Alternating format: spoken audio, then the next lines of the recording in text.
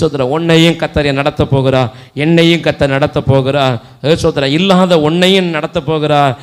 ஆற்று தண்ணீர் வற்றி போய் அங்கிருந்து சோதர உன்னிடத்துல என்னை அனுப்பின தேவன் என்னையும் நடத்த போகிறார் என்று சொல்லி அங்கே சோதரம் விதவை அண்டையிட தான் எலியாவை நடத்தினதை நம்ம பார்க்கிறோம். அந்த சாரி பார்த்து விதவையையும் பஞ்சகாலம் மட்டும் போஷித்ததை பார்க்கிறோம். அதான் மகா வறட்சியான காலங்களிலும் கத்த நம்மளை நடத்துவார்.